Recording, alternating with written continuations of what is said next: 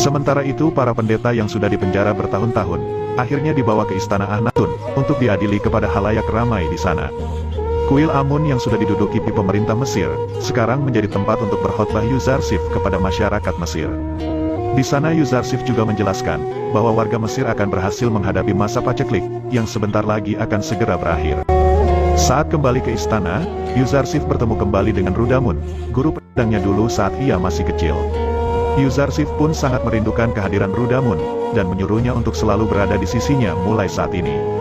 Di istana, Asenat akhirnya mengetahui bahwa wanita tua yang sedang ia bawa ke istana adalah Zulaiha. Dia pun sangat merasa iba, karena Zulaiha telah menderita selama 30 tahun, akibat perpisahan dan cintanya kepada Yuzarsif. Zulaiha pun mengatakan, bahwa dia tidak perlu untuk dikasihani, karena akibat ulahnya, dia menjadi seperti ini. 30 tahun mondar-mandir ke sana kemari, 30 tahun berlari tanpa bisa sampai ke tujuan, 30 tahun dikecam, dan setelah 30 tahun menangis meratapi tanpa henti. Baginya adalah hukuman yang memang harus Zulaiha tanggung. Asenat pun langsung mempertanyakan, kenapa Pak Yuzarsif sampai bisa melupakan Zulaiha yang sudah menderita seperti itu. Kemudian dia pun berniat akan menemui Yuzarsif, untuk meminta jawaban darinya. Sementara itu di istana Akhnatun, Yuzarsif mulai menanyakan kepada Anikmahu, tentang suara Amun yang berbicara kepada rakyat Mesir. Anikmahu pun menjelaskan, jika para warga awam memang bisa ditipu, tapi tidak untuk Yuzarsif. Dia juga mengatakan, bahwa sebenarnya dialah yang berbicara sebagai Amun, dengan mengubah sedikit suaranya melalui jendela dekat Amun. Yuzarsif lalu mempertanyakan, kenapa Anikmahu tidak menggunakannya untuk berbuat kebaikan kepada rakyat Mesir. Anikmahu mengatakan, jika mereka semua sudah mengulangi sebuah kebohongan terus-menerus, yang mengakibatkan mereka jadi percaya jika Amun memang benar-benar dewa. Dan juga karena kenikmatan duniawi, serta kebutuhan rakyat, membuat mereka tergoda untuk memenuhi kepentingan pribadi mereka masing-masing. Di tengah persidangan itu, datanglah Asenat, dan mengungkapkan kepada Akhnatun, jika dia akan menanyakan sesuatu kepada suaminya Yuzarsif. Karena ini sangat penting, dan tidak bisa untuk ditunda. Pada akhirnya, Akhnatun pun mengizinkan Asenat untuk berbicara, dan menunda sebentar pengadilannya terhadap pendeta. Asenat lalu menanyakan kepada Yuzarsif, yang telah menolong seluruh warga Mesir, tapi kenapa dia sampai melupakan seorang wanita yang sudah mengasuhnya dari kecil, hingga terlunta-lunta, selama 30 tahun di Mesir. Ketika mengetahui jika wanita tua itu adalah Zulaiha, Yuzarsif sangat terkejut, dan tak menyangka. Karena menurutnya, Zulaiha adalah wanita rupawan dan kaya raya. Asenat mengungkapkan, jika cintanya terhadap Yuzarsif, telah membuatnya seperti ini, hingga menderita selama 30 tahun di Mesir. Yuzarsif pun mengungkapkan, jika masalahnya tak seperti yang dikatakan oleh Asenat. Karena sebenarnya yang membebaskan Yuzarsif dari penjara adalah Akhnatun, dan yang memenjarakan Yuzarsif adalah Putifar dan Zulaiha. Akhnatun dan Ratu pun, juga membela Yuzarsif, jika dia tidak bersalah. Karena sebenarnya, yang bersalah adalah Zulaiha, yang telah memenjarakan Yuzarsif selama 12 tahun, dengan alasan yang tak masuk akal. Akan tetapi setelah mendengar semua ucapan Asenat, Yuzarsif akan segera menolong Zulaiha, dan akan berusaha untuk menghiburnya. Namun Akhnatun memerintahkan, agar Zulaiha dibawa ke aula, karena dia juga ingin bertemu dengannya. Saat Zulaiha dipanggil oleh Mimi Sabu, Yuzarsif mendapatkan wahyu dari malaikat Jibril. Jika Zulaiha telah banyak menderita, dan Zulaila telah menebus kesalahannya. Sekarang dia sudah menjadi wanita yang beriman kepada Allah Subhanahu wa Ta'ala. Yuzarsif lalu disuruh untuk menghiburnya, serta menikahinya.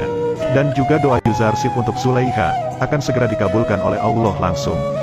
Asenat pun mempertanyakan kepada Yuzarsif, apa perintah dari malaikat wahyu untuknya.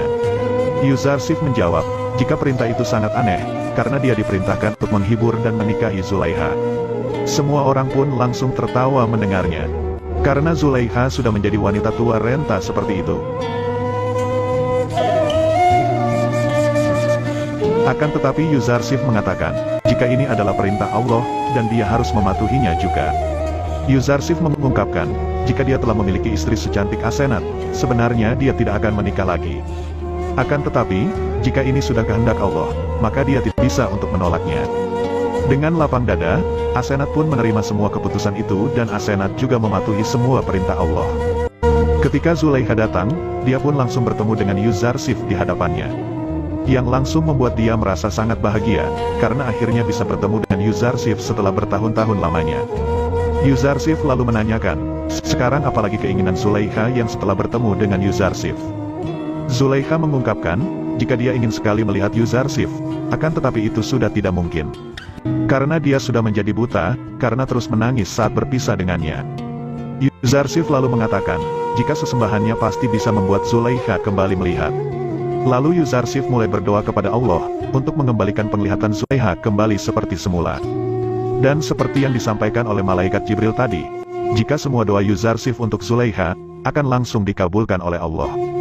Dan pada akhirnya, Zulaikha pun bisa melihat lagi dengan jelas setelah membuka matanya. Semua orang terkejut melihat kejadian itu, dan sang ratu mengatakan, jika dia tidak percaya dengan apa yang dilihatnya barusan. Akhnatun langsung mengungkapkan, jika dia tidak heran dengan kejadian ini. Karena jika seorang nabi berdoa, maka Allah pasti akan langsung mengabulkannya.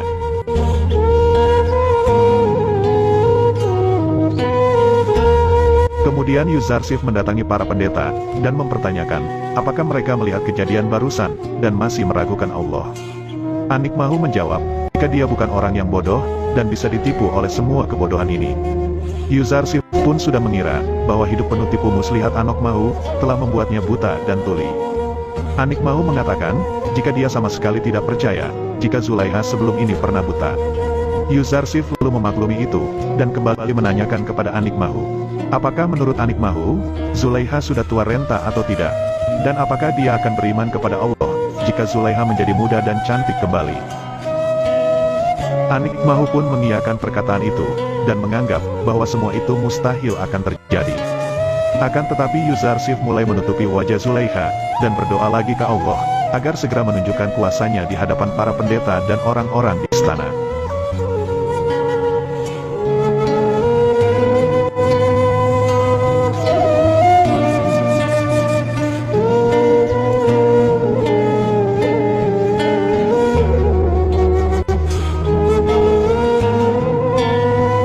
Dan dengan kehendak Allah, wajah Zulaikha telah kembali menjadi mudah dan cantik seperti dulu lagi. Semua orang langsung merasa terkejut melihat kejadian itu, tak terkecuali para pendeta.